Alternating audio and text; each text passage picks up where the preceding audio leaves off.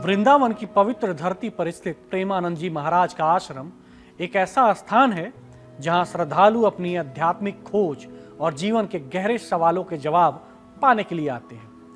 प्रेमानंद जी महाराज न केवल धार्मिक विद्वान हैं, बल्कि वो अनुभवों से परिपूर्ण ऐसे गुरु हैं जो भक्तों के मन में उठ रहे जटिल प्रश्नों को समझाते हैं और उन्हें सरलता और स्पष्टता से उत्तर देते हैं।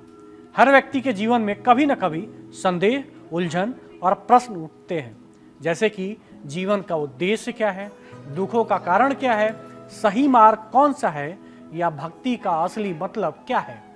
ऐसे समय में भक्त प्रेमानंद जी महाराज के पास आते हैं, जहां वे अपने मन की बेचैनी, संशय और जिज्ञासा को व्यक्त करते हैं। महाराज जी अपने आध्यात्मिक ज्ञान, धार्मिक अध्ययन और गहन ध्यान धारणा के माध्यम से भक्तों के मन की उलझनों को सुलझाते हैं और उनके हृदय को शांति और संतोष से भर देते हैं। प्रेमानंद जी महाराज की विशेषता यह है कि वो न केवल शास्त्रों का ज्ञान देते हैं, बल्कि अपने व्यक्तिगत अनुभव और भक्ति भाव से भक्तों को जीवन के मार्गदर्शन में सहायता करते हैं।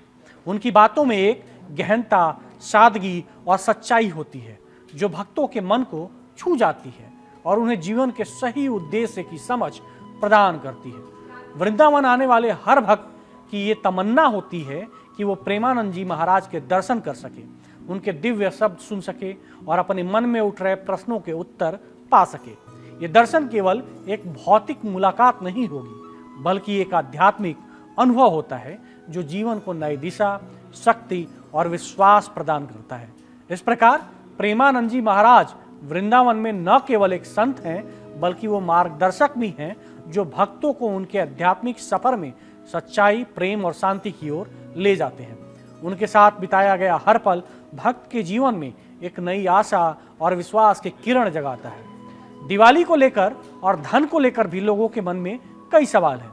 इसके लिए प्रेमानंद जी महाराज जी बाकी सारे सवालों की ही तरह जवाब देते हैं।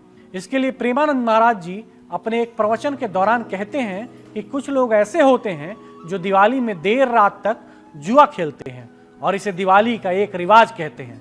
प्रेमानंद जी महाराज के अनुसार ऐसा करना बिल्कुल गलत है।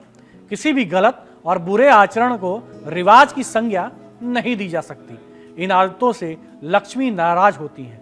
प्रेमानंद जी के अनुसार दिवाली एक धार्मिक त्योहार है और इस त्योहार में भक्त को भगवान की भक्ति में लीन होना चाहिए।